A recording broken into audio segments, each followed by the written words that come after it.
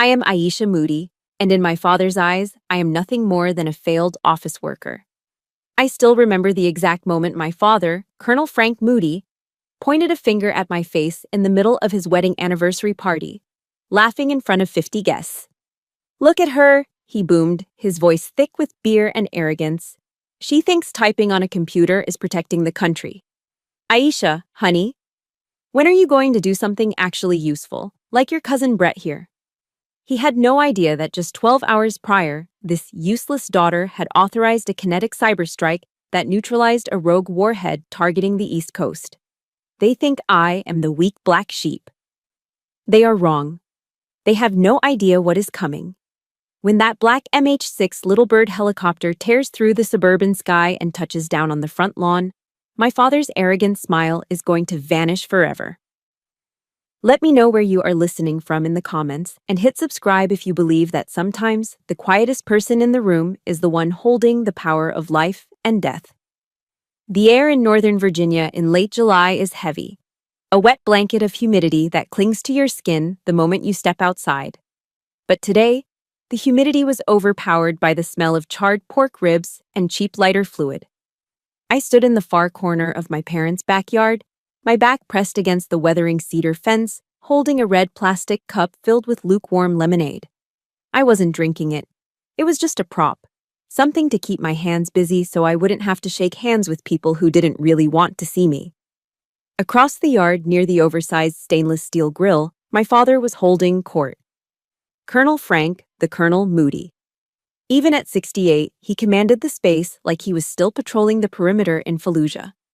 He held a can of Miller Lite in one hand and a pair of tongs in the other, gesturing wildly as he retold the story of the Second Battle of Fallujah for the 100th time. "We didn't wait for permission," Frank roared, the veins in his neck bulging slightly.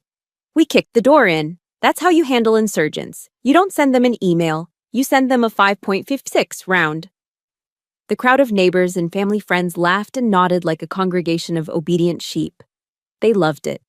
They loved the machismo, the noise, the old-school American grit. I stood there in a floral dress my mother had bought me from Macy's because she said it made me look softer. I felt ridiculous. I felt like I was wearing a costume. Underneath the floral print, my body was a map of scars and muscle, honed by years of training that would break half the men standing around that cooler. But to them, I was just Aisha, the girl who stared at screens. Then the sliding glass door opened and the atmosphere shifted. "There he is," my father bellowed, his voice cracking with genuine delight. "There is the warrior." Brett stepped onto the patio, my 30-year-old cousin.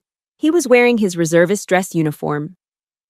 It was perfectly pressed, the creases sharp enough to cut paper.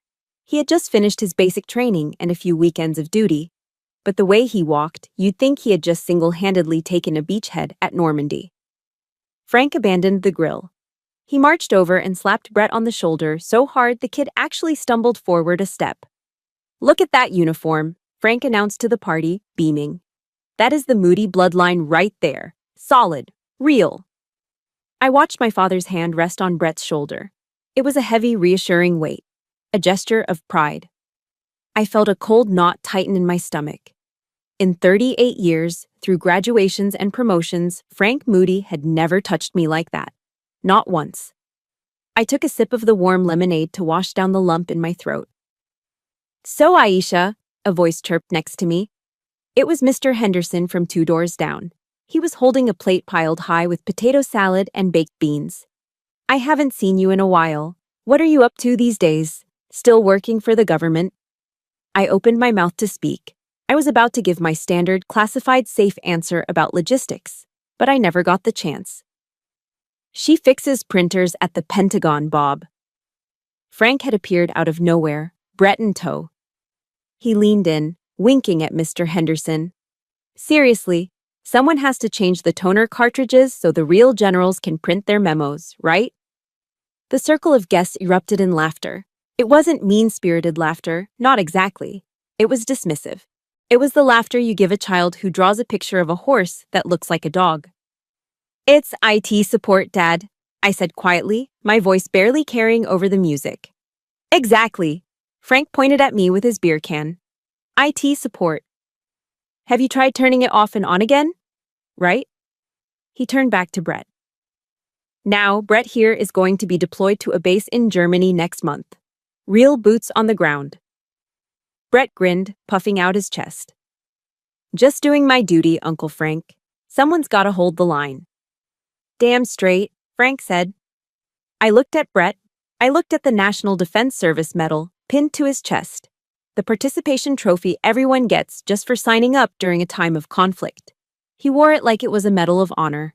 He had no idea what war was. He had no idea what it smelled like, or how it felt when the person next to you stopped breathing.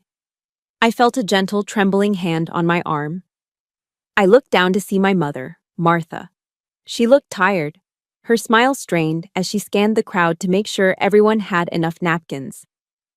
Aisha, she whispered, leaning close so Frank wouldn't hear. Don't look so sour, honey. It upsets your father. I'm not sour, Mom. I'm just listening. Why don't you talk to Brett's friend over there? She gestured vaguely toward the keg. He's a nice boy.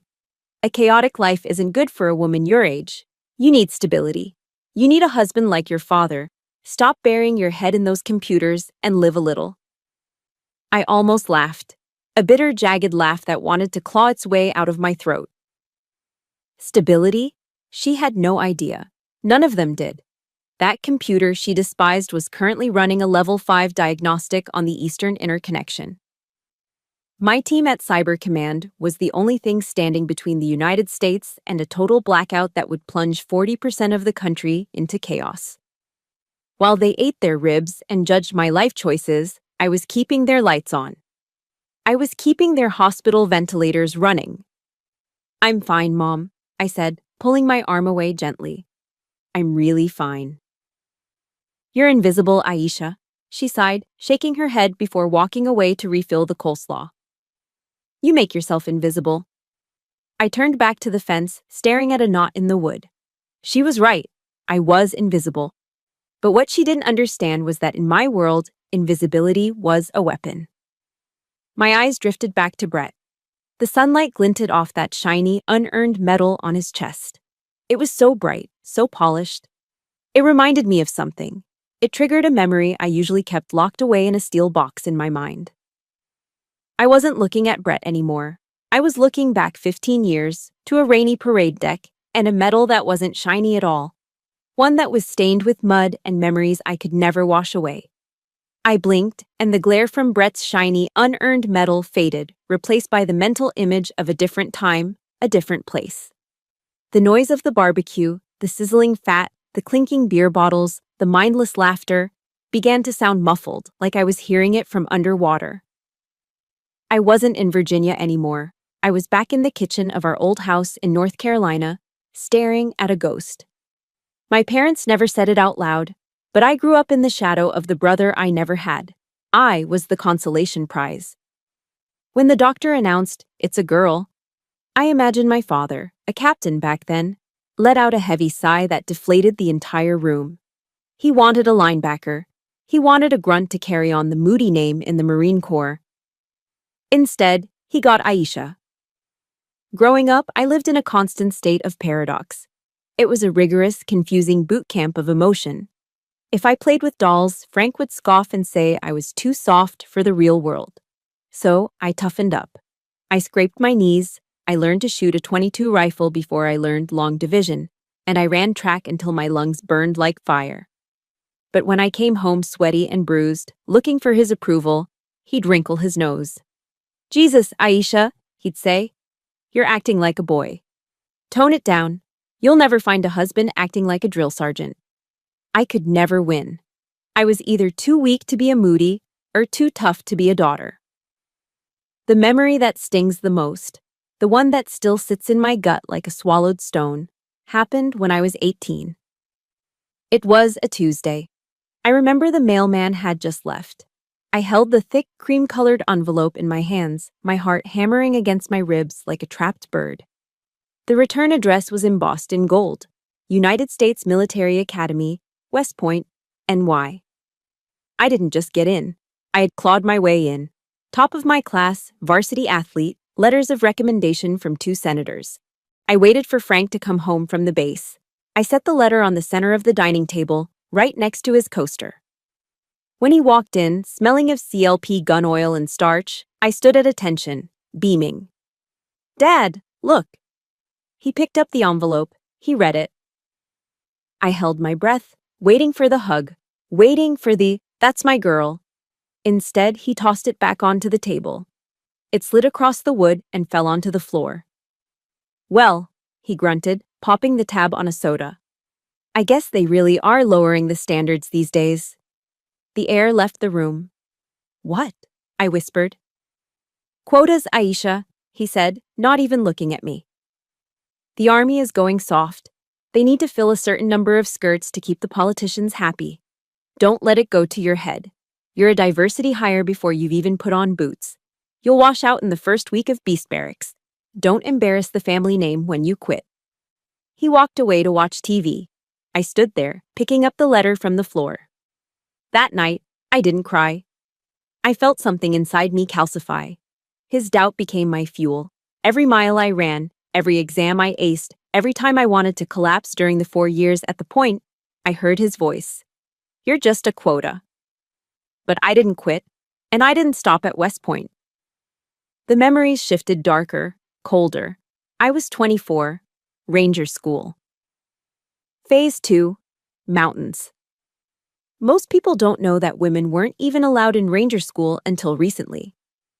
When I went through, I was an anomaly, a glitch in the system. The cold in the Georgia mountains that winter was a living, breathing thing that tried to kill us every night. During a night patrol exercise, I slipped on black ice while carrying an 80-pound rucksack. I fell 10 feet into a ravine. I heard the crack before I felt the pain. 2 broken ribs. The pain was blinding, white-hot, jagged edges grinding together every time I took a shallow breath. By regulation, I should have tapped out. I should have fired a flare and gone to the hospital. But I knew what Frank would say. "See?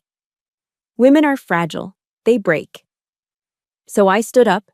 I duct-taped my torso so tight I could barely expand my lungs. I marched for another 12 days.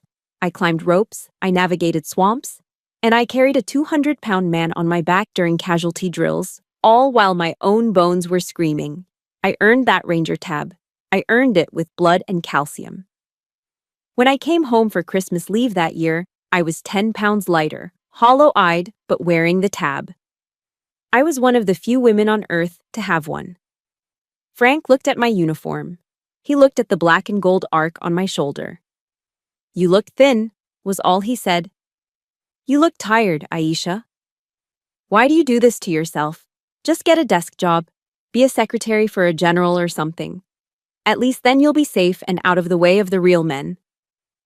He didn't know I had just survived hell.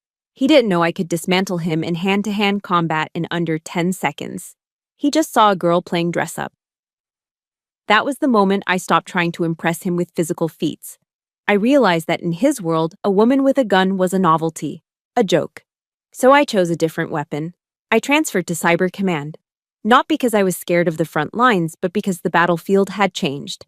The next war wouldn't be fought with tanks in the desert. It would be fought with code in the dark. In the cyber realm, it didn't matter how much you could bench press. It didn't matter if you were a man or a woman. It only mattered if you were smarter. In the digital world, I was a god.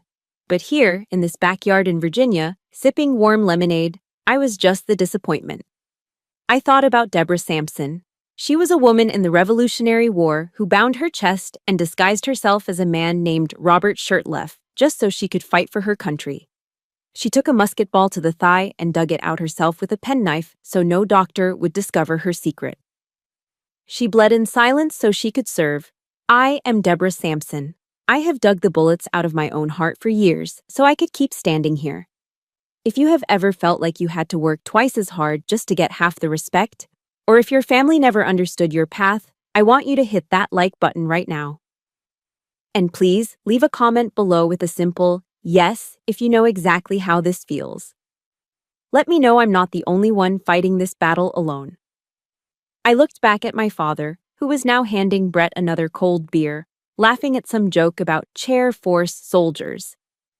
Laugh while you can, Dad, I thought. the bitterness finally giving way to a cold, professional resolve.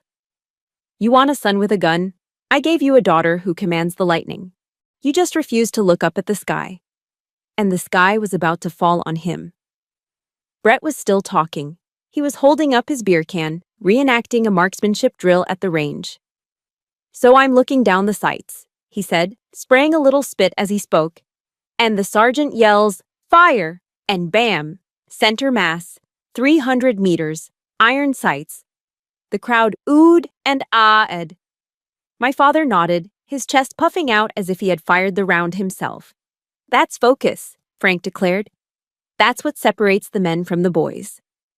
I took a slow sip of my warm lemonade, letting the sugar settle on my tongue. 300 meters, I thought. That's cute.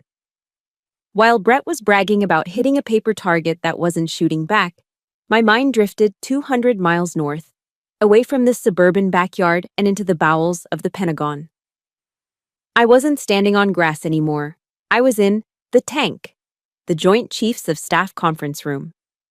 It's a room with no windows, thick soundproof walls, and gold curtains that hide nothing but steel and concrete. The air in there is always recycled, always cold, smelling of stale coffee and high-grade anxiety. In my mind, it was last Tuesday. The room was filled with full-bird colonels and three-star generals, men with chests full of ribbons and egos to match. The atmosphere was thick enough to choke on. The Secretary of Defense, the SecDef, walked in. Immediately, the room scrambled. Chairs scraped against the floor. Every man in that room shot to his feet, spines rigid, eyes forward. Everyone except me. I sat at the head of the tactical console, my fingers hovering over a silent keyboard. I didn't stand. Not because I was disrespectful, but because when you are the mission commander for an active Level 5 cyber operation, you outrank protocol. You are the only thing holding the wall. The Secretary of Defense walked right past the generals, came to my shoulder, and leaned down. "General Moody," he whispered, his voice tight. "What is the status?" He didn't ask Frank. He didn't ask a Marine with big biceps. He asked me. "Status is green, Mr. Secretary," I replied, my eyes never leaving the data stream cascading down my monitor. "Payload delivered. The enemy's grid is neutralized." Back in the yard, Brett was now laughing about how heavy his rucksack was. 80 pounds, man. Felt like a ton of bricks. I suppressed a smirk. Heavy? Try the weight of 40 million lives. My mind flashed to another memory, just 7 days ago. The Florida incident. It hadn't made the news yet. We made sure of that. A rogue state actor, likely working out of a basement in St. Petersburg, had managed to bypass the firewall of a water treatment facility in Oldsmar. They weren't trying to steal credit card numbers. They were trying to increase the levels of sodium hydroxide, lye, in the drinking water from 100 parts per million to 11th use in 1000. They were trying to poison an entire city. I was in the SCIF, Sensitive Compartmented Information Facility, at Fort Meade when the alarm tripped. A red light, silent and terrifying, pulsed on the main wall. "Ma'am, they've seized control of the PLC valves," a young lieutenant yelled, panic edging into his voice. "We have 3 minutes before the toxic water hits the main distribution pipes." 3 minutes. That was all the time I had to prevent mass casualty. In the movies, people scream and run around. In reality, in my world, it gets deadly quiet. My heartbeat didn't elevate. My hands didn't shake. I took a sip of my black coffee. "Isolate the subnet," I ordered, my voice cutting through the tension like a scalpel. "Deploy the Black Ice counter script. Lock 'em out and brick their server." "But ma'am, that's an act of war if we trace it back to—" I said execute, I said softly. "I'll take the heat. Save the city." 30 seconds later, the threat was gone. The valves closed. The hacker's system was fried. I had just saved thousands of families from drinking poison with a few keystrokes, and I did it before my morning coffee got cold. "Speak softly and carry a big stick," Theodore Roosevelt once said. I looked at my father, who was now using his tongs to flip a burger, lecturing a neighbor about how technology makes people soft. Soft. He had no idea that the most dangerous weapon in the United States arsenal wasn't a tank or a missile. It was me. And I was standing 10 feet away from him, wearing a floral dress from Macy's. I glanced over my shoulder at the driveway. Parked behind my dad's oversized Ford F-150 was my car. A sensible 5-year-old gray Honda Accord. It was dusty. There was a dent in the rear bumper. It looked like the car of a mid-level office manager, which was exactly the point. But inside the trunk, hidden beneath a heavy canvas tarp and a box of emergency jumper cables, was a garment bag. Inside that bag was my Army service uniform, the dress blues. On the shoulders were the single silver stars of a Brigadier General.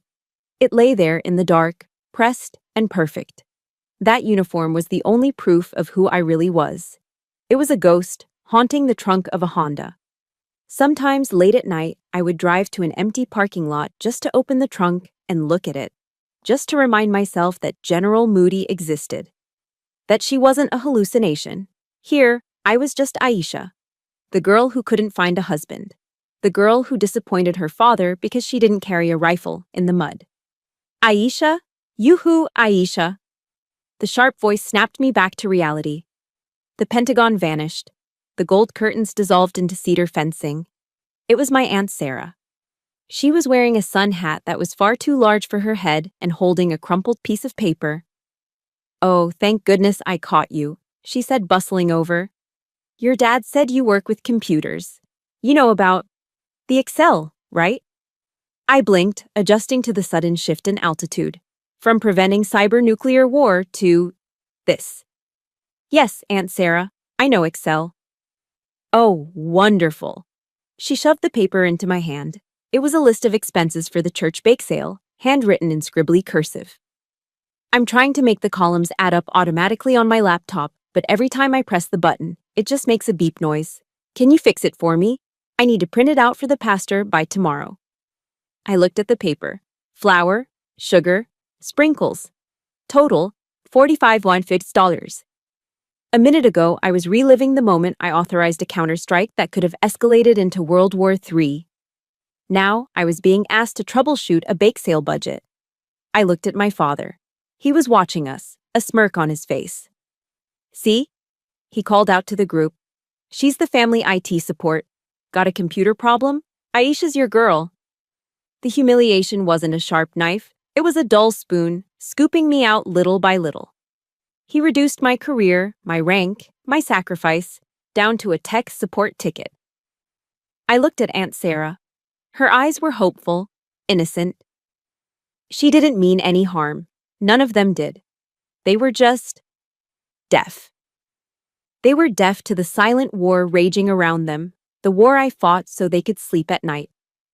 "Of course, Aunt Sarah," I said, forcing a smile that didn't reach my eyes. "It's probably just a formula error. I'll take a look at it after we eat." "You're an angel," she patted my cheek. "Such a helpful girl." Helpful. I turned back to the fence, gripping my cup until the plastic crinkled. "I am not helpful," I screamed internally. "I am lethal." But as I stood there, listening to the cicadas buzz and the laughter of people who thought they were safe because of men like Brett, I realized something terrifying. I preferred the silence of the tank. I preferred the cold pressure of a DEFCON 2 alert. Because in that room, at least I existed. Here, surrounded by my own blood, I was a ghost.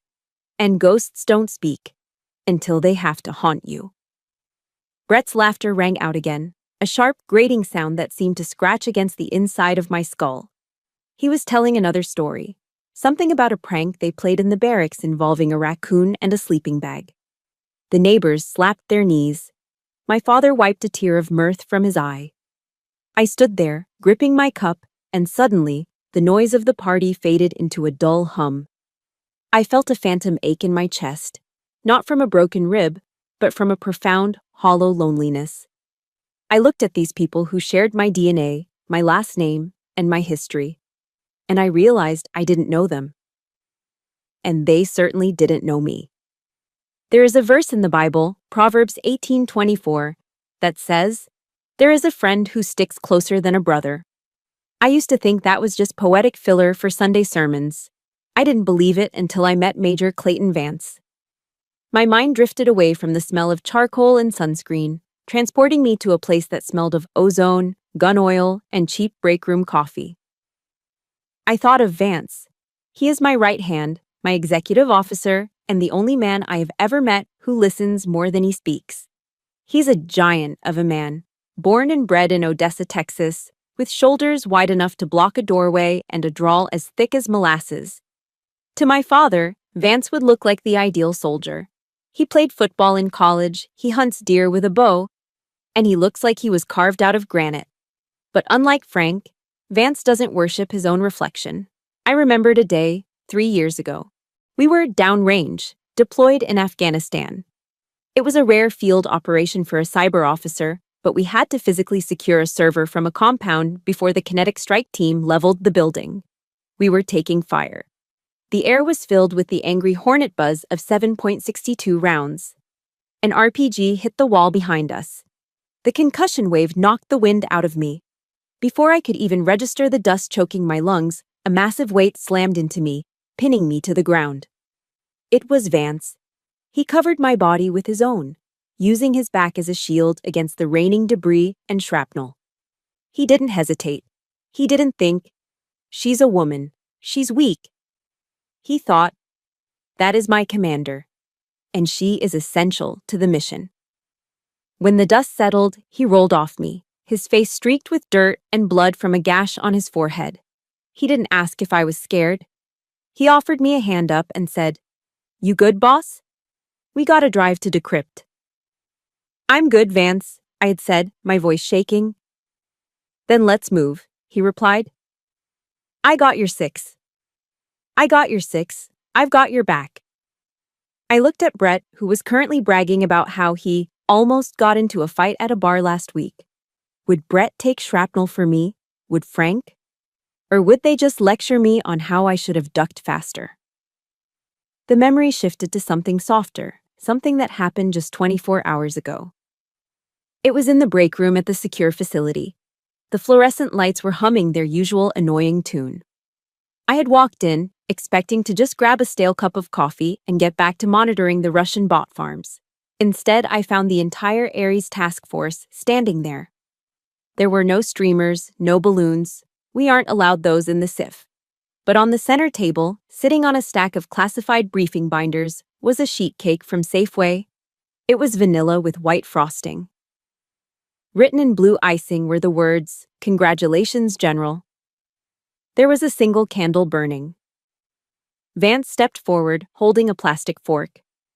"We know you hate fuss, boss," he said, grinning. "But you don't pin on a star every day. We figured we should pause the cyber war for 5 minutes to eat some sugar." I looked around the room. There was Lieutenant Chung, the brilliant codebreaker who barely spoke English when she was 10, but now wrote scripts that terrified foreign governments.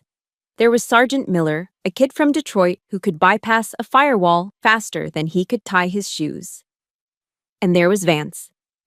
They didn't look at me and see a spinster. They didn't see a woman who was aging out of her prime. They didn't see a disappointment. They saw their leader. They saw the person who stayed late to sign their leave forms, who fought for their budget, who took the heat when the brass came down on them.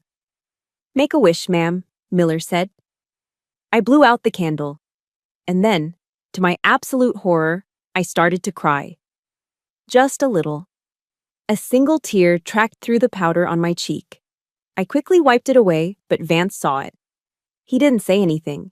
He just cut me the biggest corner piece with the most frosting and handed it to me silently. It was the best cake I had ever tasted. It tasted like respect. Buzz. The vibration against my thigh was violent, snapping me back to the Virginia backyard. My phone. I pulled it out of the hidden pocket of my dress. The screen was bright against the afternoon shade. Caller ID, Major Vance. My heart skipped a beat. A cold spike of adrenaline shot through my veins. Vance knew where I was. He knew today was my parents' anniversary. He knew I was off the grid for family time. We had a strict protocol. You do not call the general during personal time unless the world is ending. If Vance was calling, the world might actually be ending.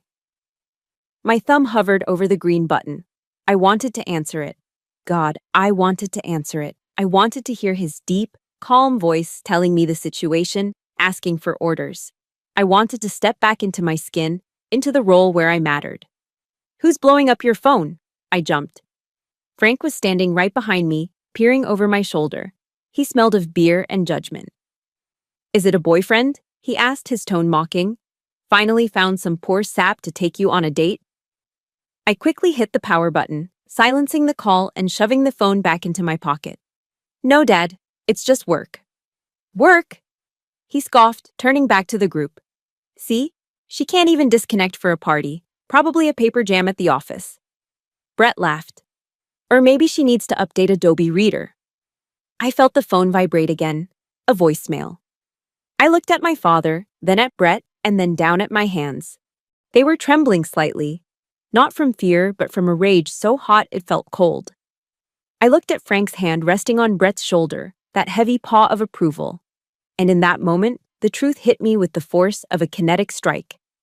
I didn't want his approval anymore. I didn't want to be part of this moody bloodline if it meant being blind and arrogant.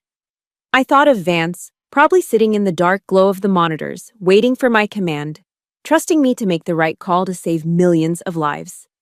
I would rather be in a concrete bunker with Vance, I thought, the realization settling in my bones like lead. I would rather be staring down a nuclear countdown with my team than eating this potato salad and listening to these lies. They were my blood, yes. But Vance, Chang, Miller, they were my people. I checked my phone surreptitiously one more time. A text message had come through from Vance. It was just 2 characters. 911, it wasn't a joke, it wasn't a drill. I looked up at the blue summer sky, which suddenly seemed very fragile. Something was coming. And the people laughing around this grill had no idea that the only person who could stop it was the daughter they were busy ignoring. Aisha, my mother called out, come help me bring out the corn. Coming, Mom, I said. I walked toward the house, but my hand stayed on my phone, clutching it like a grenade with the pin pulled out. Clink, clink, clink. The sound of metal striking glass cut through the humid afternoon air, silencing the murmur of 50 conversations. It was the universal signal for, pay attention to me. My hand was still inside the pocket of my dress, fingers wrapped tightly around my phone. The screen was dark, but the 2 digits from Vance's text message, 911, were burned into my retina. My heart was hammering a frantic rhythm against my ribs, a war drum warning of an incoming attack. But the attack wasn't coming from a foreign server or a satellite uplink. It was standing right in front of me, holding a half-empty bottle of Miller Lite. Folks, everyone, quiet down for a second, Frank roared, his face flushed a deep, satisfied red. He stood on the patio step, elevating himself just enough to look down on the rest of us. I want to propose a toast. The guests shuffled forward, forming a loose semicircle. I tried to step back, to fade into the shadows of the oversized oak tree, but the crowd pressed in, trapping me. Frank draped his heavy arm around Brett's shoulders again. Brett beamed, standing at a rigid position of attention that looked more like a parody than a posture. To this young man right here, Frank bellowed, raising his bottle. My nephew, Brett. He just finished his basic combat training. He dragged his ass through the mud, he slept in the dirt, and he learned how to shoot straight. That, ladies and gentlemen, is the Moody bloodline in action. Hoo-ah! Someone shouted from the back, probably Mr. Henderson, who had never served a day in his life but watched too many movies. Damn straight, hoo-ah! Frank echoed. In a world full of snowflakes and people who want safe spaces, Brett stepped up to be the tip of the spear. He's the real deal. A warrior. I looked at Brett's boots. They were pristine, not a scuff. The tip of the spear had never even opened an MRE, meal, ready to eat, in a combat zone. But I kept my face blank. Discipline, I told myself. Maintain cover. Then the spotlight shifted. Frank's eyes scanned the crowd and landed on me. The pride in his face instantly evaporated, replaced by a look of performative pity. It was the look you give a 3-legged dog. And then, Frank said, his voice dropping an octave, becoming theatrically soft. "We have my daughter, Aisha." Every head turned. 50 pairs of eyes bored into me. I felt the heat rise in my cheeks, not from embarrassment, but from a simmering, volcanic anger. "Now, don't get me wrong," Frank continued, gesturing at me with his beer bottle as if conducting an orchestra of humiliation. "Aisha works for the Department of Defense, too. She drives up to DC every day, sits in a nice air-conditioned cubicle, and, well, she pushes paper." A ripple of chuckles moved through the crowd. "But hey," Frank laughed, louder now. "The Army needs secretaries too, right? Someone has to file the reports and make sure the coffee pot is full so the real men can do the heavy lifting." The laughter grew. It wasn't malicious from the neighbors. They didn't know better. They just followed Frank's lead. But from Frank, it was surgical. He knew exactly where to cut. "She's what we call a warm body," Frank said, using a term that made my stomach churn. "Some people are born to fight. Some are just born to keep the seat warm until the shift creates over. Right, Aisha?" Warm body. The term echoed in my head. In the military, a warm body is a useless soldier, someone you just plug into a slot to meet a quota. Someone whose only contribution is their pulse. He was calling me a waste of oxygen. I stood there, the woman who had personally designed the encryption keys for the nuclear triad, the woman who had stared down Russian oligarchs and Chinese hackers being reduced to a seat filler. I wanted to scream. I wanted to reach into my pocket, pull out my badge, and shove it in his face. I wanted to tell him that while he was playing soldier in his backyard, I was fighting a war so complex his brain would short-circuit just trying to understand the rules. But I couldn't. "Actually, Uncle Frank," Brett piped up. The fresh-faced reservist stepped forward, emboldened by the crowd's approval. He looked at me with a smirk that was equal parts arrogance and ignorance. "Chairs break too, you know," Brett joked, winking at a girl near the cooler. He turned to me. "Hey, cuz, tell you what, if the Wi-Fi goes down at the base or if a printer jams, I'll call you, okay?" The crowd roared. Brett took a step closer to me, invading my personal space. He smelled of cheap cologne and unearned confidence. "But," he whispered loudly enough for the front row to hear, "if the terrorists show up, you call me. I'll handle the scary stuff." My hand, still gripping the plastic lemonade cup, spasmed. Crinkle snap. The red plastic buckled under the pressure of my grip. Lemonade spilled over my fingers, sticky and cold. Time seemed to slow down. I looked at Brett's throat. I calculated the exact amount of pressure it would take to collapse his trachea. 1.5 seconds to strike. 3 seconds to incapacitate. It was a reflex, a predator looking at prey. "Stop," I ordered myself. "Stand down, General." I took a deep breath, inhaling the scent of charcoal and betrayal. I uncurled my fingers, letting the crushed cup drip onto the grass. I looked Brett dead in the eye. For a split second, I let the mask slip. I let him see the predator. Brett's smile faltered. He blinked, confused by the sudden coldness in my gaze. He took a half step back, though he probably didn't know why. "That's very brave of you, Brett," I said. My voice was low, steady, devoid of any emotion. It was the voice I used when authorizing a kinetic strike. "I'm sure you'll make the file clerks very proud." It was a subtle jab, one that went right over his head. "Yeah, well," Brett stammered, recovering his bravado. "Someone has to be the hero." "Congratulations, Brett," I said, the words tasting like ash in my mouth. "Enjoy the party." I turned to walk away. I needed air. I needed to check the 911 text. I needed to get away from these people before I did something that would ruin my security clearance. But I didn't make it 2 steps. A hand clamped down on my upper arm. Hard. It wasn't a gentle touch. It was a grip meant to control. I froze.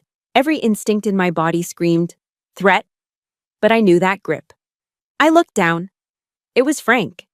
His fingers dug into my bicep, pulling me back, not letting me escape.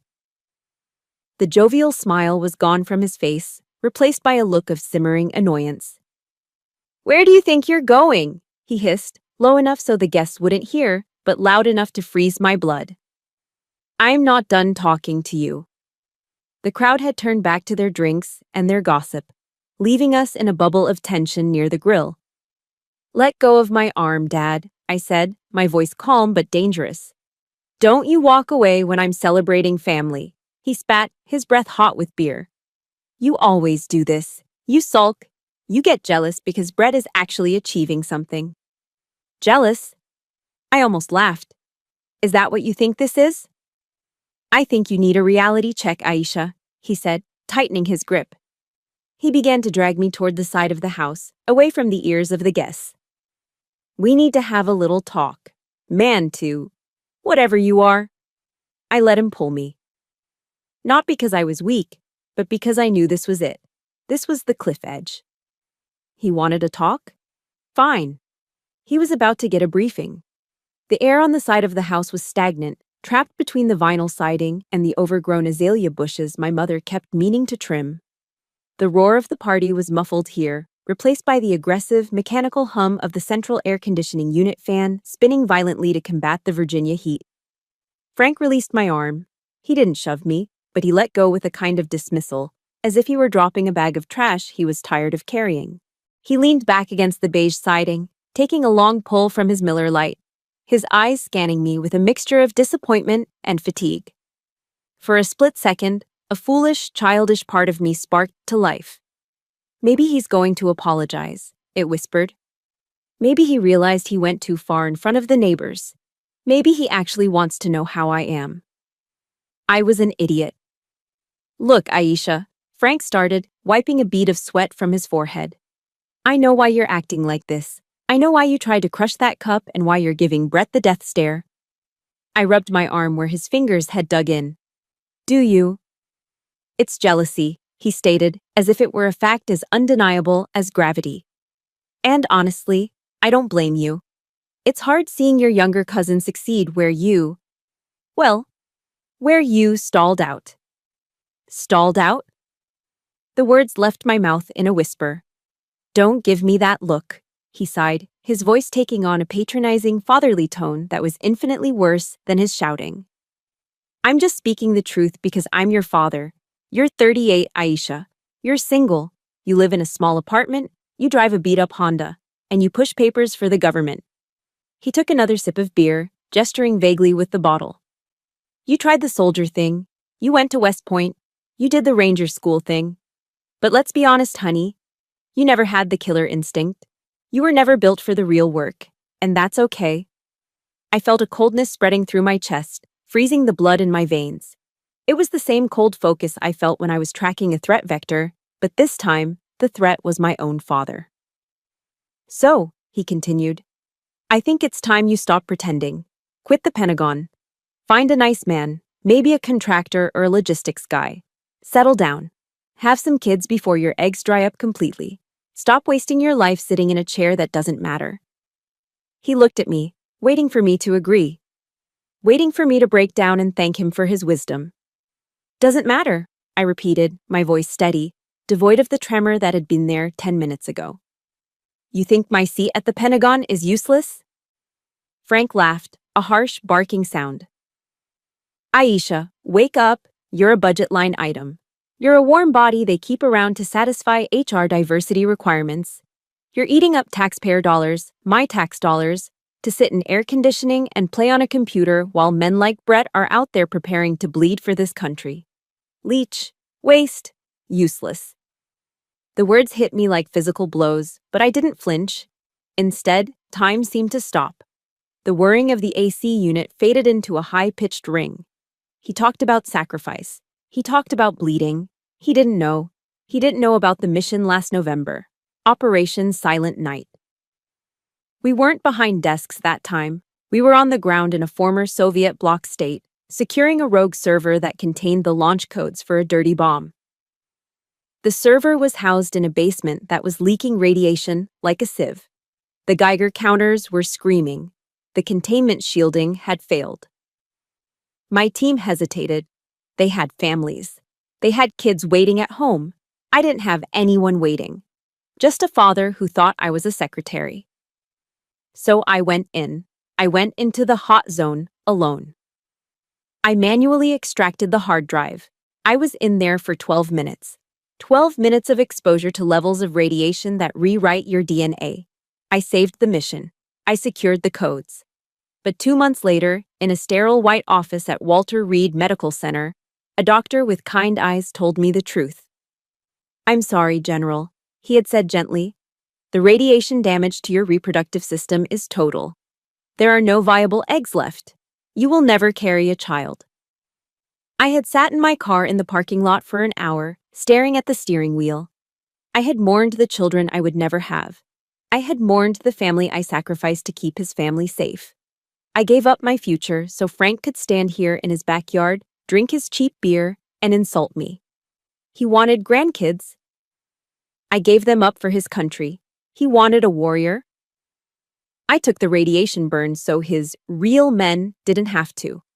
And now, he was standing there, calling me a leech. Something inside me snapped.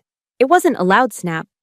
It was the quiet, terrifying sound of a bridge collapsing under too much weight. The tether that bound me to his approval, the desperate need for his love that had driven me for 38 years, it didn't just break. It evaporated. I looked at him, really looked at him. I saw the broken veins in his nose. I saw the insecurity masked as arrogance. I saw a small, sad man who was terrified of a changing world he no longer understood. If you have ever sacrificed something precious in silence, only to have it thrown back in your face by the people you did it for, I need you to hit that like button right now. And please leave a comment below with the word respect.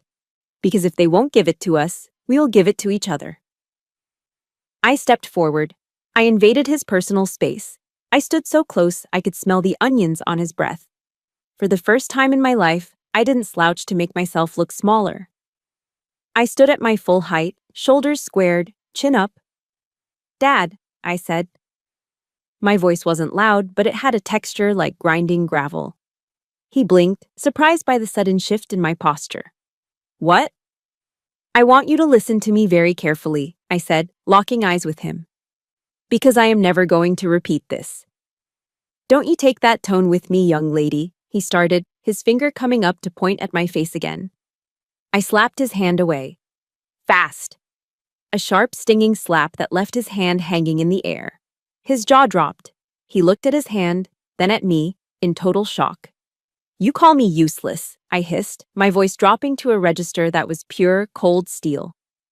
"You call me a waste of space. You think Brett is a hero because he wears a costume you recognize, but you are blind, old man. You are so tragically blind." "Aisha, I'm warning you." "No," I cut him off. "I am warning you. Enjoy this moment, Frank. Enjoy your beer. Enjoy your little speech about the Moody bloodline, because very soon, the world is going to show you exactly who I am. And when that happens, when you realize what I actually do, you are going to choke on every single word you just said." "Is that a threat?" he sputtered, his face turning purple. "It's a promise," I whispered. I turned my back on him. I didn't wait for a response. I didn't care about his response. I walked away, back toward the patio, back toward the noise of the party. I had taken 3 steps when it happened. Buzz, buzz, buzz, buzz, buzz, buzz, buzz, buzz. The phone in the hidden pocket of my dress vibrated against my hip. It wasn't a text. It wasn't a call. It was a haptic code.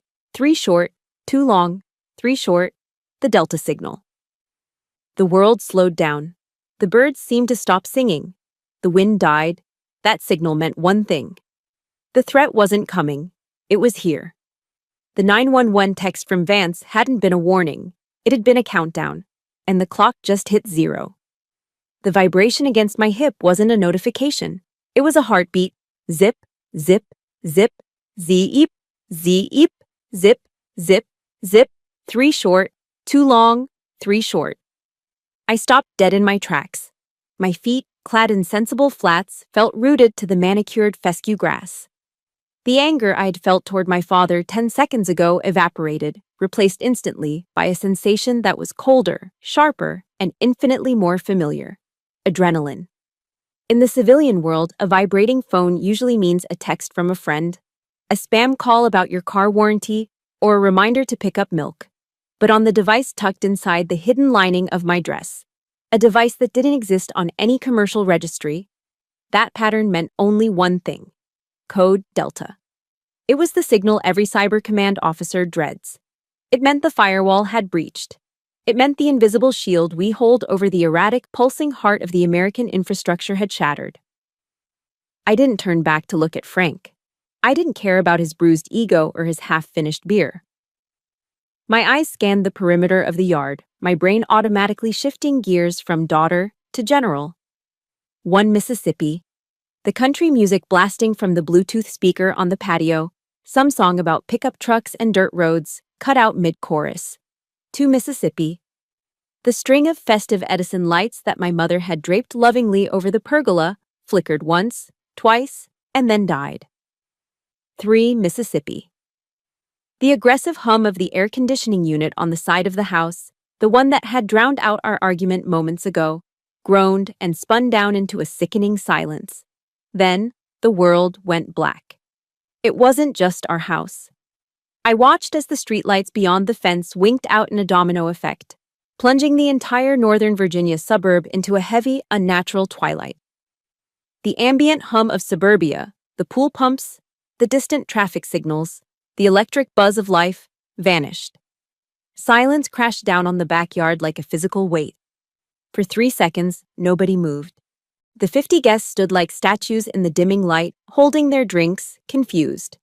Then the murmurs started. "Hey, who kicked the plug?" Someone joked nervously near the cooler. "Is it a brownout?" Aunt Sarah asked, her voice trembling slightly. "It's awful hot for the power to go out." My father, ever the man of action in his own mind, sighed loudly. "Damn it, Martha," he yelled toward the kitchen door. "I told you not to run the blender and the oven at the same time. You blew the main breaker again." He marched toward the sliding glass door, shaking his head. "All right, everyone, relax. Just a fuse. I'll go reset it." "Brett, grab a flashlight from my truck." "On it, Uncle Frank," Brett said, eager to be useful. He pulled his smartphone out of his pocket to turn on the torch function. I watched him. I watched the color drain from his face in the pale glow of his screen. "What the hell?" Brett muttered, tapping his screen furiously. "Uncle Frank?" "What?" Frank barked, fumbling with the screen door handle. "My phone," Brett said, his voice pitching up a little. "It's in SOS mode. I have 0 bars. The 5G is completely dead." "Mine too," a neighbor shouted. "I can't load Twitter. Nothing." "I can't make a call," another voice chimed in, panic starting to lace the edges of the crowd. "It says network unavailable." Frank stopped. He looked at the dark house, then at the dark streetlights, then at the useless rectangles of glass glowing in everyone's hands.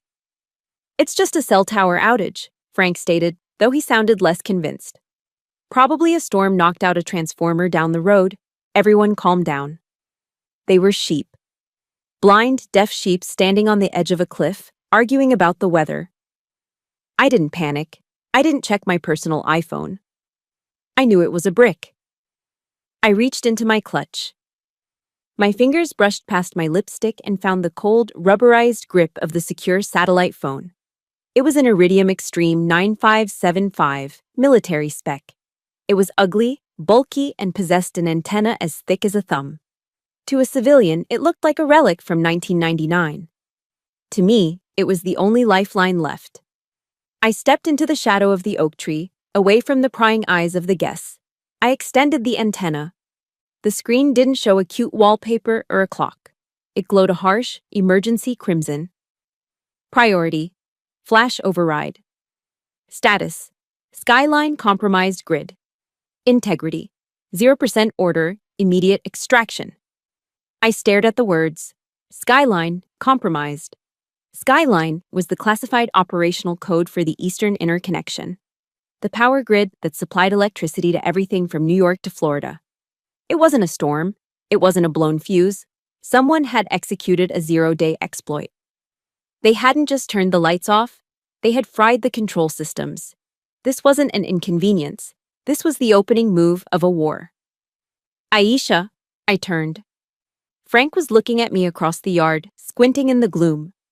He held a flashlight that was flickering weakly. "Stop playing on your phone and come hold this light for me while I check the breaker box," he ordered. "Brett is trying to get a signal to check the weather radar." I looked at him. I looked at the man who had just told me I was useless. He was standing there with a $10 flashlight, thinking he could fix a nation-state cyber attack with a screwdriver. I didn't move. I didn't answer. "Aisha, did you hear me?" he shouted, his patience fraying. "The breaker box won't help you, Frank," I said.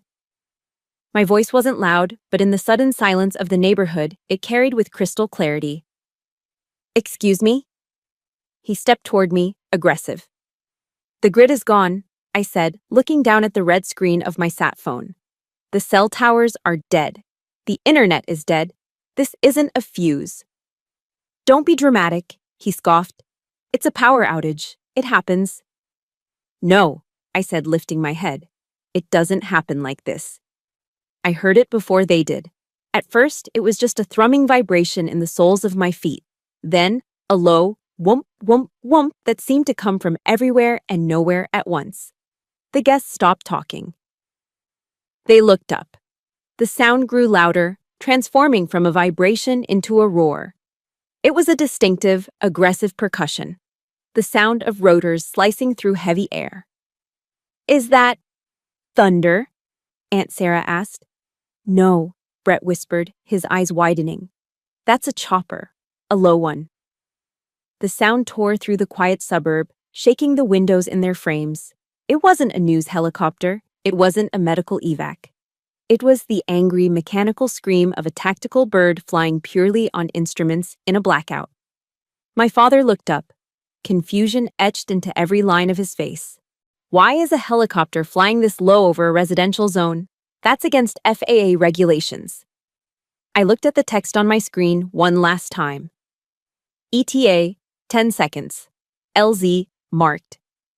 I dropped the bulky phone back into my bag and snapped it shut. I smoothed the skirt of my floral dress. "They aren't following FAA regulations, Dad," I said, my voice cutting through the rising roar of the approaching engine. Frank spun around to look at me. "How do you know? Who is they?" The trees at the edge of the property began to whip violently. Leaves and twigs rained down on the potato salad. The wind picked up, swirling the napkins into miniature tornadoes. "They're here for me," I said. And then, the black shape crested the roof of the house. The world didn't just get loud, it got violent. One second, I was standing in a quiet Virginia backyard, smelling charcoal and resentment. The next, the sky collapsed on top of us. The black helicopter, an MH-6 Little Bird, the kind used by the 160th Special Operations Aviation Regiment, didn't just fly over the house. It dropped from the heavens like a stone, arresting its descent at the last possible millisecond with a terrifying, physics-defying flared landing. It hovered 15 feet above the manicured fescue, its skid landing gear just clearing the top of the oak tree. The result was immediate devastation. The downwash from the rotors hit the backyard with the force of a Category 5 hurricane. "Get down! Get down!" someone screamed. I think it was Mr. Henderson. But his voice was instantly swallowed by the deafening thwack, thwack, thwack, thwack of the blades slicing the humid air. The artificial storm tore through the party. The folding table, laden with 3 hours' worth of potato salad, coleslaw, and ribs, flipped over as if kicked by an invisible giant. Red Solo cups took flight like confused birds, spraying beer and lemonade across the yard. Paper plates, napkins, and plastic forks became shrapnel, swirling in a chaotic vortex of debris. Aunt Sarah screamed as her oversized sun hat was ripped from her head, tumbling away into the neighbor's fence. The string of Edison lights tore loose from the pergola, sparking briefly before whipping through the air like a lash. My mother dropped to her knees, covering her head with her hands, burying her face in the grass. And Brett, the warrior, the tip of the spear, I watched him. While the elderly neighbors were hitting the dirt, Brett, the man who had just bragged about hunting terrorists, scrambled backward on his hands and knees. He didn't look for a weapon. He didn't look to protect his aunt. He dove behind the beige wicker outdoor sofa, curling into a fetal ball, his hands clamped over his ears, his face drained of every drop of blood. He looked like a terrified child hiding from a thunderstorm. I didn't move. I stood in the center of the chaos, my hair whipping violently around my face, the skirt of my dress snapping like a flag in a gale. The rotor wash pushed against me, a heavy hot hand trying to force me down, but I locked my knees. I narrowed my eyes against the dust and the smell of JP-8 jet fuel that now saturated the air. This was the smell of my office. This was the smell of power. From the side of the helicopter, ropes didn't drop. They didn't need them. The pilot, a surgical artist with a stick, brought the bird down until the skids were hovering just inches above the ruined remains of the buffet table. 3 figures materialized from the open benches of the little bird. They moved with a fluidity that was almost inhuman. They didn't jump. They flowed onto the grass. They were dressed in full tactical kit, precision combat uniforms in multicom black, designed for psychological intimidation as much as camouflage. Their faces were hidden behind ballistic mandibles and dark eye protection. On their helmets were the 4-tube nightmares known as GPNVG-18 panoramic night vision goggles, flipped up for now, looking like the eyes of a giant spider. They carried short-barreled carbines, HK-416s, suppressed, equipped with laser-aiming modules and optics that cost more than my father's truck. They held them at the low ready position, fingers indexed along the receiver, not the trigger. Discipline, lethal discipline. There were no patches on their shoulders, no names, no flags. These men didn't exist on any roster. They were Tier 1 operators, Delta Force, or perhaps a specialized extraction unit from JSOC, Joint Special Operations Command, the kind of men who only show up when the president is sweating. The helicopter immediately pulled up, banking hard to hold a perimeter hover above the neighborhood, its noise still a deafening blanket over the scene. Frank Moody scrambled to his feet.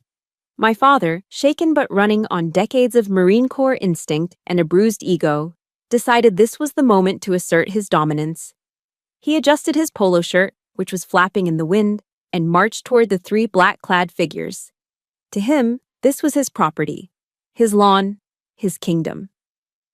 "Hey!" Frank shouted, his voice straining against the roar of the rotors. He waved his arms, trying to flag them down like he was yelling at a delivery driver who had parked on the grass. What the hell is the meaning of this? The lead operator, a man whose sheer size made his tactical vest look like a child's bib, didn't even turn his head. He was scanning the yard, his head moving on a swivel, checking sectors. Frank stepped directly into the operator's path.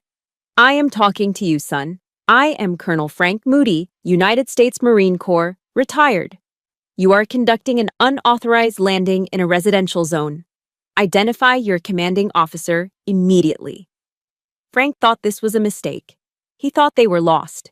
He thought his rank, a rank he retired with 10 years ago, still held weight in this world. He puffed out his chest, waiting for the young soldier to snap to attention and apologize. It was a pathetic sight.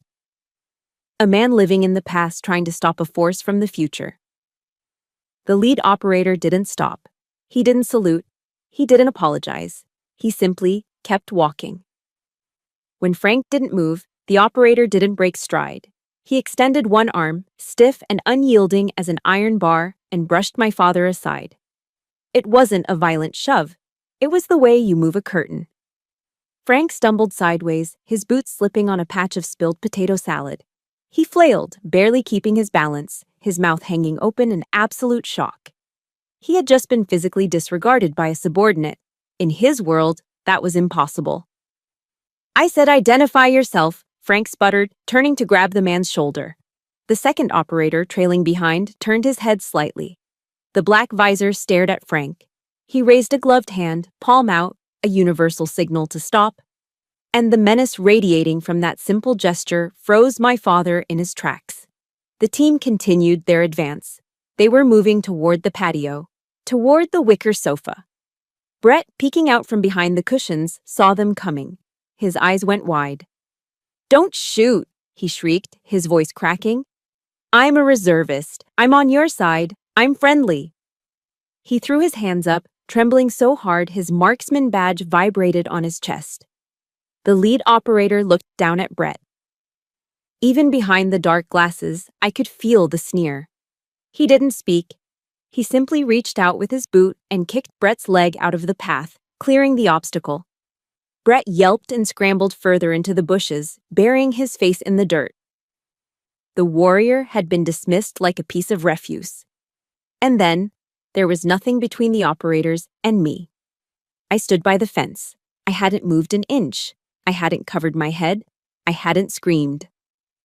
I still held my crushed plastic cup in one hand and my clutch in the other. The wind whipped my hair across my face, but I didn't brush it away. I watched the lead operator close the distance. 5 meters, 3 meters, 1 meter. He stopped directly in front of me. He was tall, towering over me, a wall of ceramic plating, Kevlar, and high-tech weaponry. He smelled of sweat, gun oil, and the high-altitude chill of the upper atmosphere. The chaos of the yard seemed to pause. My mother, peering through her fingers. My father, panting and red-faced. Brett, sobbing quietly in the bushes. The neighbors, frozen in terror. They all watched. They expected him to arrest me. They expected him to yell at me to get down. They expected me to be the victim. The lead operator reached up and unclipped his ballistic mask. It hissed as the seal broke. He pulled it down, revealing a face hardened by 1,000 night raids, with a scar running through his stubble. It was Major Vance. He didn't look at the party guests. He didn't look at the mess. He looked only at me. His eyes were serious, focused, and filled with an urgency that chilled my blood. The wind howled around us, but in that small circle of space between commander and subordinate, it was perfectly silent. Frank stepped forward again, his voice wavering now, uncertain. Aisha, do you know these men? I didn't answer him. I didn't even look at him. My eyes were locked on Vance. Vance took a breath, squared his shoulders, and did the one thing no one in that backyard had ever done to me. He snapped his heels together. The sound was sharp, crisp, and authoritative. He brought his right hand up in a razor-sharp salute, his fingertips touching the brim of his helmet perfectly. General Moody, Vance barked, his voice cutting through the roar of the helicopter like a thunderclap. We are green on extraction. The football is secure. We are awaiting your orders. The words hung in the air, heavier than the humidity, louder than the screaming turbine engine above us. General Moody, Major Vance didn't whisper it. He didn't say it with a wink or a nudge. He barked it with the full, diaphragm-supported projection of a field commander addressing his superior on a live battlefield. It was a statement of fact, absolute and non-negotiable. I watched my father's face. For 68 years, Frank Moody had built his entire identity around a hierarchy. In his world, there were wolves and there were sheep. There were men who held guns and there were women who held babies. He was the colonel. I was the secretary. That was the architecture of his universe. And in 1 second, Major Vance had taken a sledgehammer to the foundation of that universe. Frank's mouth opened, but no sound came out. He looked like a fish pulled suddenly from the water, gasping for oxygen that wasn't there. His eyes darted from Vance's blacked-out visor to my face, then back to Vance, desperate to find the punchline. Desperate to find the hidden camera crew. Splat. The half-empty bottle of Miller Lite slipped from Frank's limp fingers. It hit the grass with a dull thud, foaming over his pristine white New Balance sneakers. He didn't even notice. General, Frank stammered.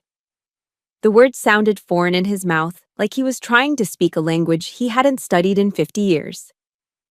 Aisha. What is this? He looked at me with a mixture of horror and confusion, as if I had just peeled off a human mask to reveal a cyborg underneath. I didn't answer him. I didn't have time to explain my life story to a man who had spent 3 decades refusing to read the book. The second operator, a shadow named Lieutenant Bishop, stepped forward. He carried a heavy, reinforced Pelican case handcuffed to his wrist. The football. Not the nuclear one the president carries, but the cyber-kinetic command node. It contained the encryption keys to shut down, or blow up, every digital dam, power plant, and server farm in the Northern Hemisphere. Bishop knelt on one knee in the grass, presenting the case like an offering to a queen. He popped the latches. Snap, snap. The lid hissed open. The interior glowed with the blue light of a biometric scanner and a satellite uplink terminal. "Ma'am," Bishop shouted over the rotor wash, "we are connected to the grid.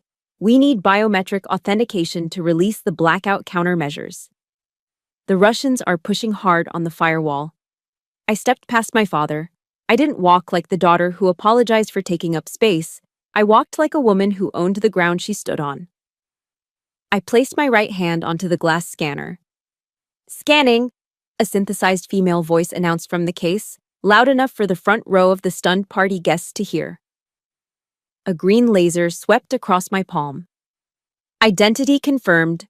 Brigadier General Aisha Moody. Commander, Joint Task Force Ares. Clearance level, Yankee White. The mechanical voice echoed through the backyard. Brigadier General, 1 star. A collective gasp went through the crowd. I heard Aunt Sarah shriek, "A general? A real general?" I looked at the screen. The threat map was bleeding red. I tapped the sequence of commands I had memorized years ago. Authorization code, Alpha Sierra Niner. I spoke into the terminal, my voice steady, flat, lethal. Execute protocol ironclad. Fry them. Copy that, General, Bishop said, typing furiously. Payload sent, target neutralized. The grid is stabilizing. I exhaled. The adrenaline that had spiked in my blood began to settle into a cold, hard rock in my stomach. I had just saved the eastern seaboard from a catastrophic infrastructure collapse while standing in my parents' backyard in a floral dress. I stood up. "Secure the package, Lieutenant. We are leaving." "Yes, ma'am." I turned toward the helicopter, but there was an obstacle in my path. Frank. He was standing directly between me and the extraction point. He was trembling. His face had gone from red to a pale, sickly gray. He looked at the star on the screen of the Pelican case, then up at me. He looked at Brett, who was still cowering in the bushes, weeping into his hands. And then he looked at me again. He saw it. Finally, after 38 years, he saw it. He saw the posture. He saw the coldness in the eyes. He saw the predator he had always wanted a son to be, staring back at him from the daughter he had dismissed. "Aisha," he whispered, his voice broken. You outrank me." It wasn't a question, it was a mathematical realization. He was a retired colonel, 06. I was an active duty brigadier general, 07. In the military, that math is absolute. "You are obstructing the extraction zone," I said. My voice wasn't angry. It wasn't sad. It was professional. "Colonel Moody." He flinched at the use of his rank. "Step aside," I ordered. He didn't move fast enough. He seemed paralyzed by the collapse of his ego. I narrowed my eyes. I drew myself up to my full height. I didn't see my father anymore. I saw a subordinate who was failing to render customs and courtesies. "Colonel Frank Moody," I barked, the command tearing from my throat with the force of a drill sergeant. "Attention!" The reaction was instinctual. It was buried deep in his brainstem, forged by Paris Island and decades of service. You hear that tone, you react. You don't think. You obey. Frank's spine snapped straight, his heels clicked together, his stomach sucked in, his chin tucked. He stood rigid, a statue of discipline, even as his eyes swam with tears of shock.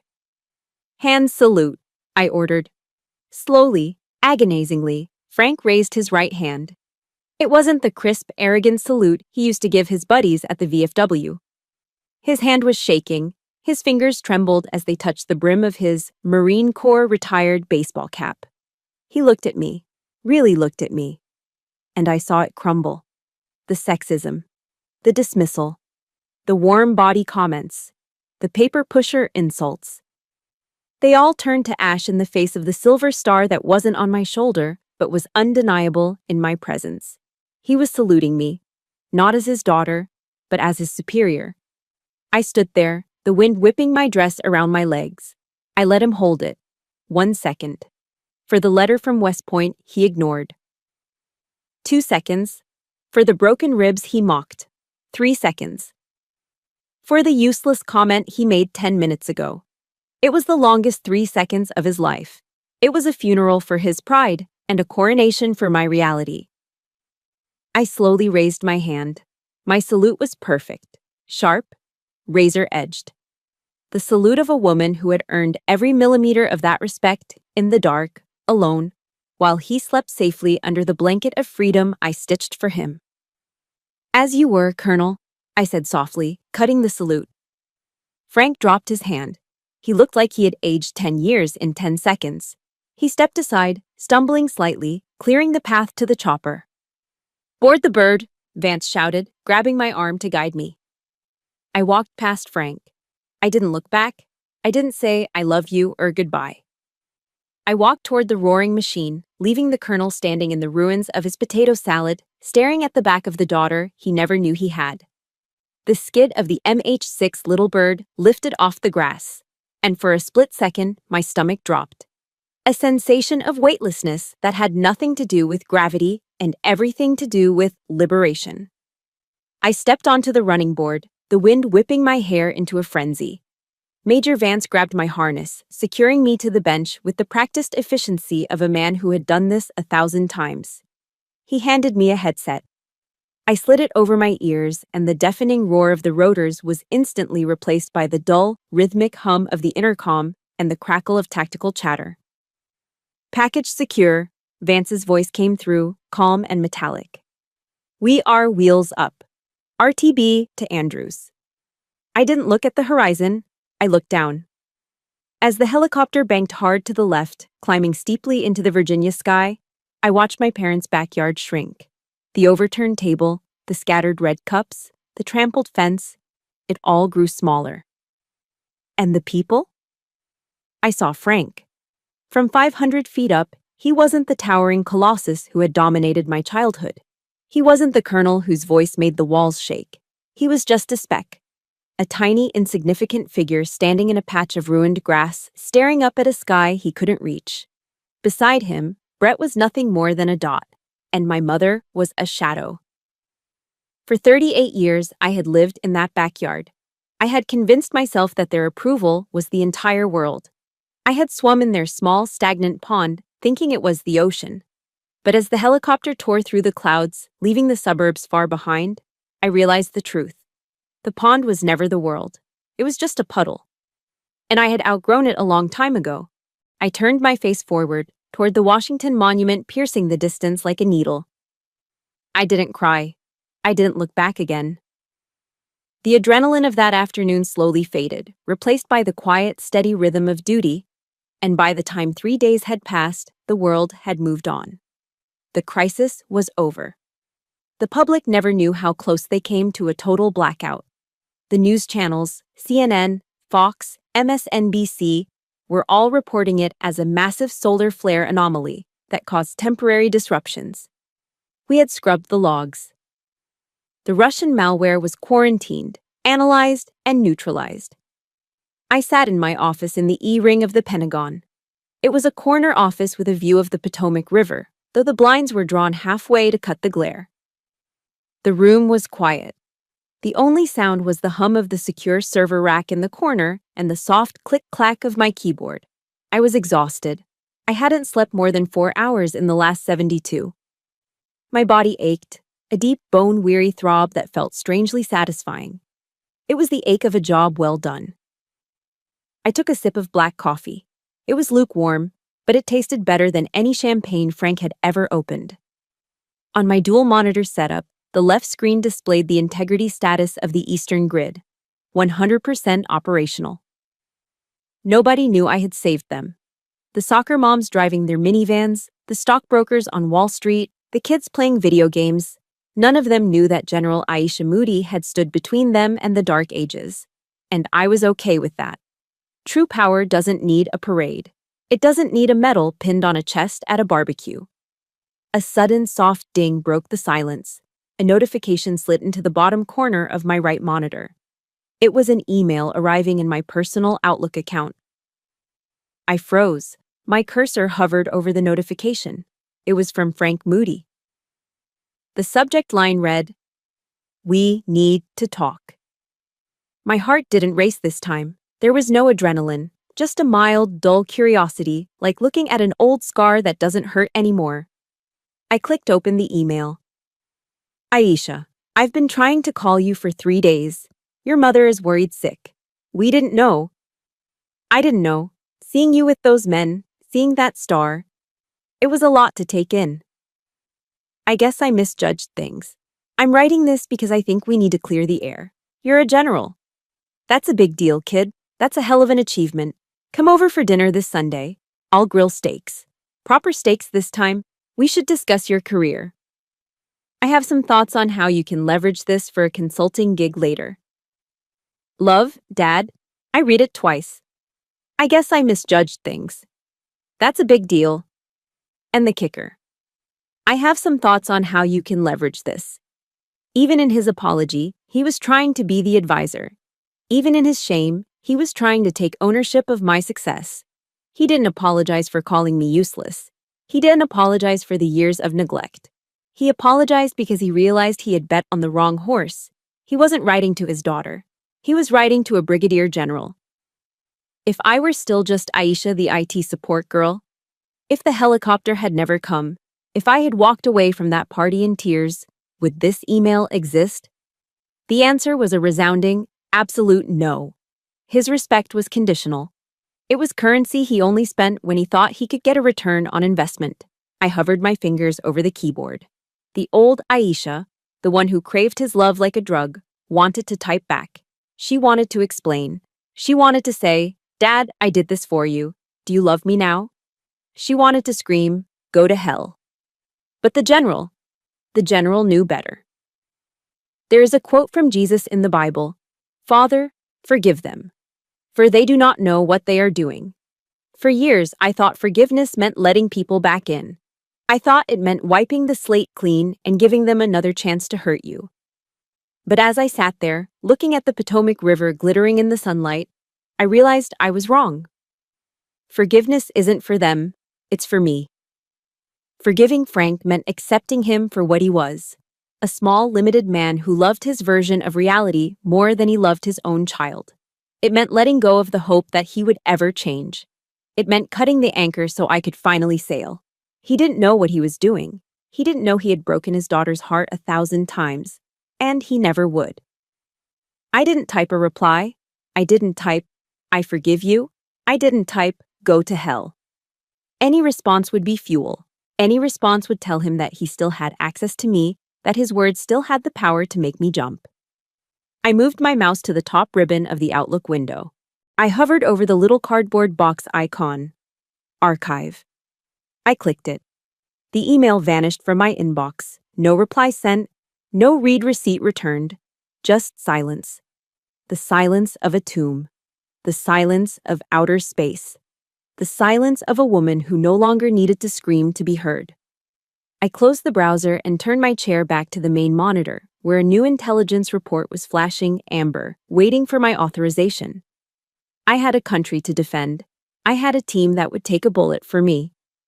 I had a life that was vast, important, and entirely my own. I didn't have time for people who only loved the uniform, not the woman wearing it. I took a deep breath, filling my lungs with the cool, recycled air of the Pentagon. It tasted like freedom. Major Vance, I spoke into my comms headset, my voice steady and strong. Let's get to work. If my journey proves anything, it is this profound truth. Your value is never determined by the volume of someone else's applause, not even your parents'. I spent years auditioning for acceptance, begging for validation that was never coming. But I learned that true power isn't about bragging at a backyard barbecue. It is about the quiet confidence of knowing exactly who you are when the lights go out. You don't need to scream to be heard, you just need to be excellent. When you build your life on the concrete foundation of your own self-respect, absolutely no one can tear it down. Now, I want to turn this over to you. Have you ever felt invisible, doing the heavy lifting while others took the credit? If you understand the weight of that silence, I want you to leave a comment below with 3 simple words. I define me. Let's fill the comment section with that declaration of independence. And if you believe that every silent warrior deserves their moment, please hit that like button and subscribe to the channel right now. Let's build a community that knows its own worth. Until next time, stay strong.